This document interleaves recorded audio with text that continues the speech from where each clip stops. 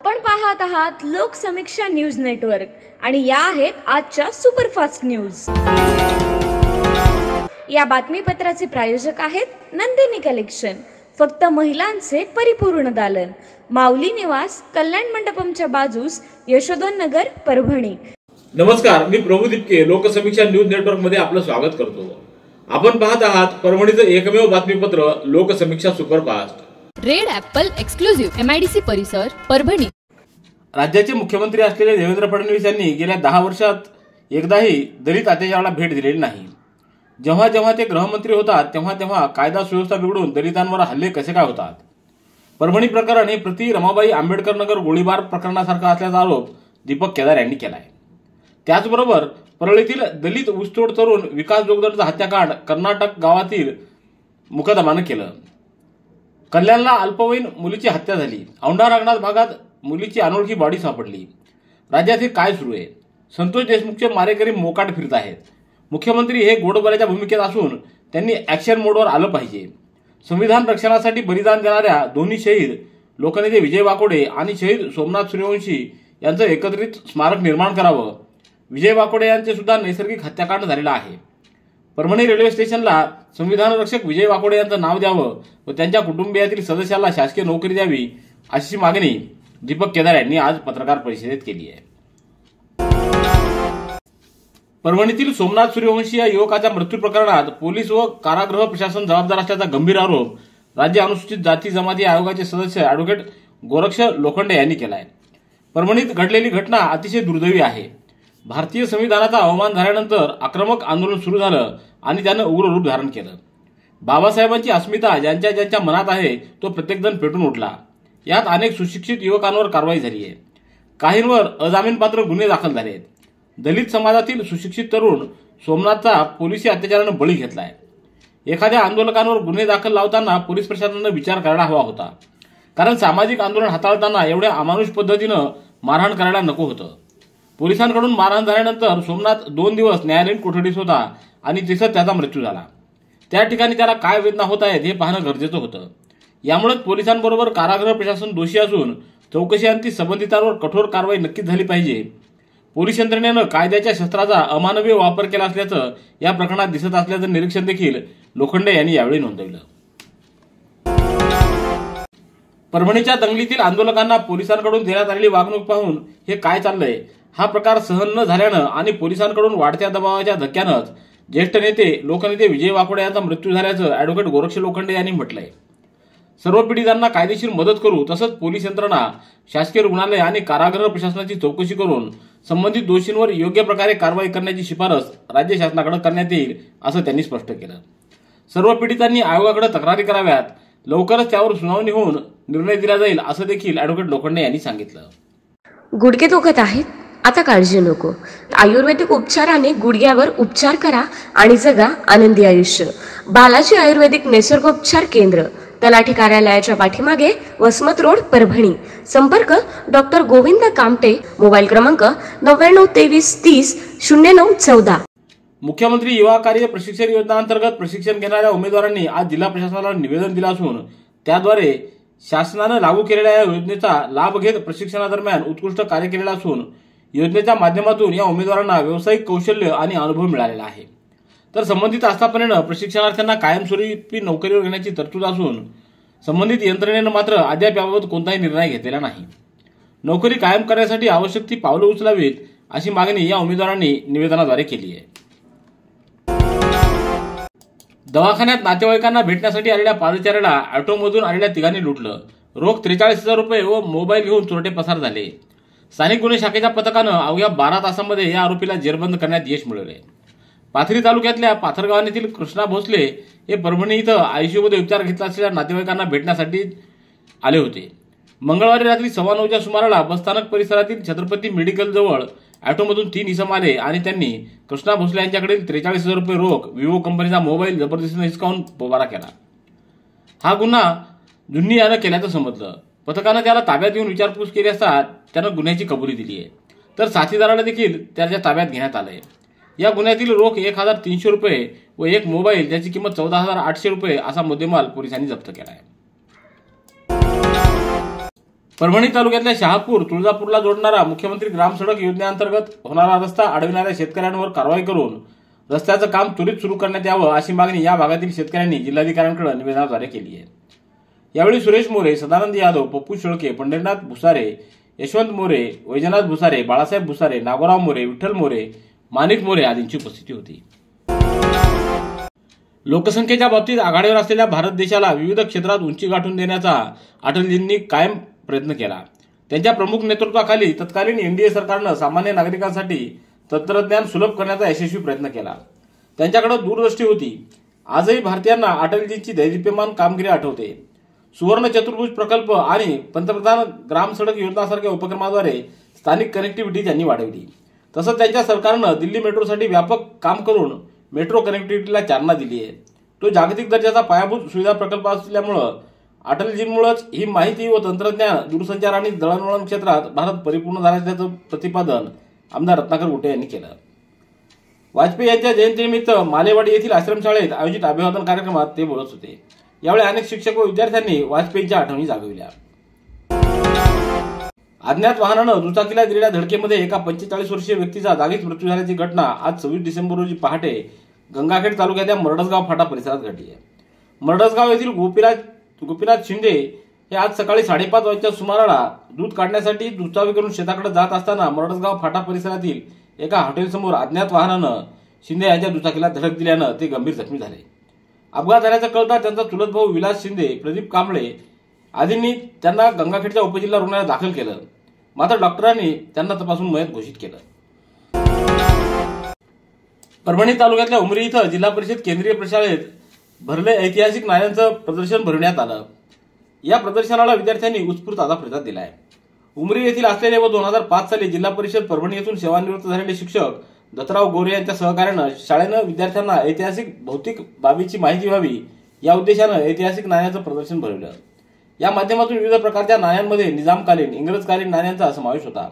त्यात 1 आना, अर्धा आना, पाव आना, त्याचप्रमाणे 1 पैसा, पैसे, 3 पैसे, 5 पैसे, 10 पैसे, 20 पैसे व 50 पैसे, त्याचप्रमाणे हाली पैसा आणि चित्रकूट लिहिलेल्या नाण्यांचा समावेश केलेला होता। Red Apple furniture, smart furniture for smart people, exclusive Parbhani शहरातील भव्य शोरूम रेड ॲपल एक्सक्लुझिव्ह, भारतातील स्मार्ट फर्निचर ब्रँड आता आपल्या परभणी शहरामध्ये। हो, आता आपल्या परभणी शहरामध्ये। या अंतर्गत ऑफिस, बेडरूम, डायनिंग, लिव्हिंग इत्यादी प्रकारचे फर्निचर आपणास मिळेल। Bedroom set, bed, dressing table, sofa set, कपाट, डायनिंग टेबल, टीपॉय आणि स्टील फर्निचर इत्यादी सर्व प्रकारचे फर्निचर तेही आकर्षक किमतीमध्ये उपलब्ध आहे। एक वेळ अवश्य भेट द्या। रेड ॲपल फर्निचर, MIDC परिसर, भारतीय स्टेट बँकेच्या जवळ, परभणी। परभणी जिल्ह्यातील शिक्षकांनी आज राज्यमंत्री मेघना बोर्डीकर यांची भेट घेऊन एकतर्फी आंतरजिल्हा बदलीनं उपस्थित झालेल्या शिक्षकांची पूर्वीच्या जिल्ह्याची सेवा ग्राह्य धरावी, 5 वर्षे सेवेची अट रद्द करावी आदी मागण्यांचं निवेदन दिलं। यावेळी गजानन पांचाळ, संदीप आळणी, शेवंता भागवत, अंकुश सोनटके, अभिजित मोरे, मनोज भालेराव हरकर आदींची उपस्थिती होती। यावेळी नामदार बोर्डीकर यांनी तांदूळवाडी येथील शाळेला डिजिटल बोर्ड देण्याचं आश्वासन दिलं आहे। राज्यात ई पीक पाहणी प्रकल्प राबवण्यात येत असून जिल्ह्यात येत्या शनिवारी आणि रविवारी या 2 दिवशी ई पीक पाहणीची विशेष मोहीम राबवण्याचे आदेश जिल्हाधिकारी रघुनाथ गावडे यांनी दिले आहेत। या मोहिमेमध्ये जिल्ह्यातील तब्बल 1,69,600 शेतकऱ्यांनी नोंदणी करून घेण्याचं आवाहन त्यांनी केलंय। राजर्षी शाहू महाराज ज्येष्ठ साहित्यिक व कलावंत यांना मानधन सन्मान योजनेअंतर्गत निवड झालेल्या लाभार्थ्यांचं मानधन यापुढे डीबीटीद्वारे थेट त्यांच्या खात्यात जमा करण्यात येणार आहे। त्यासाठी लाभार्थ्यांचे आधार व्हेरिफिकेशन करणं आवश्यक असून परभणी जिल्ह्यात या योजनेअंतर्गत गेल्या वर्षभरापर्यंत निवड झालेल्या एकूण 1383 लाभार्थ्यांपैकी केवळ 945 लाभार्थ्यांचं आधार व्हेरिफिकेशन झालंय। उर्वरित 438 लाभार्थ्यांचं आधार व्हेरिफिकेशन झालेलं नाही। या लाभार्थ्यांनी नजीकच्या CSC सेंटरवर जाऊन आपलं आधार व्हेरिफिकेशन करून घ्यावं असं आवाहन करण्यात आलंय। नागपूर इथं पार पडलेल्या राज्याच्या हिवाळी अधिवेशनादरम्यान बंदोबस्तावर असलेल्या पोलीस अधिकारी व कर्मचाऱ्यांमध्ये उल्लेखनीय सेवा बजावणाऱ्या पोलीस दलातील अधिकारी व कर्मचाऱ्यांना 25 डिसेंबर रोजी प्रमाणपत्र आणि पदक प्रदान करून सन्मानित करण्यात आले।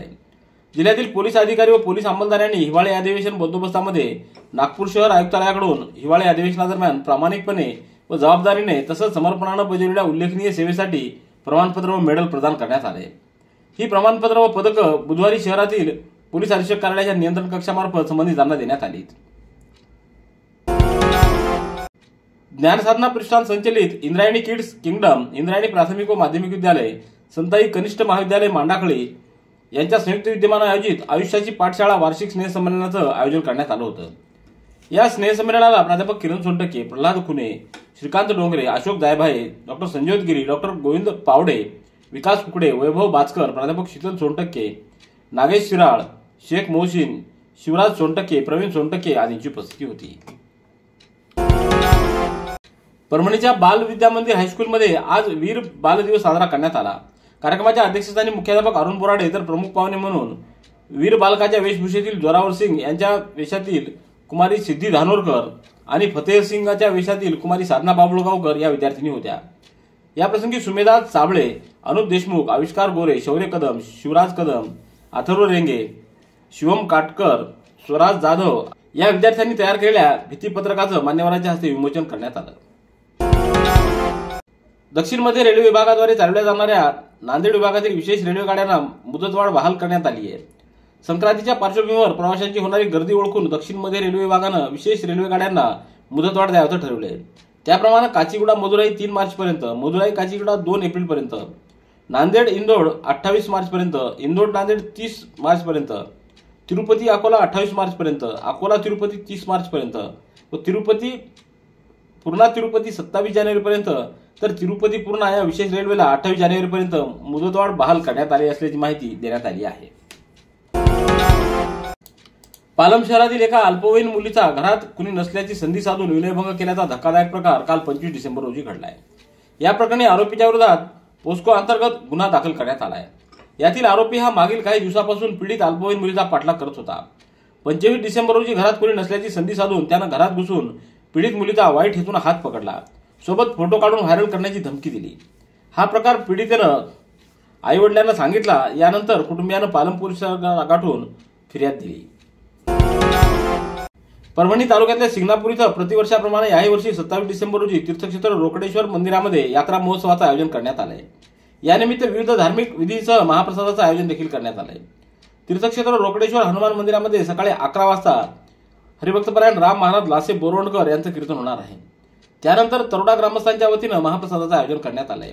या ठिकाणी पुरातन बारो, राम मंदिर सभागृह, पंचवट वृक्ष, नदी समाधी बांधण्यात आली आहे।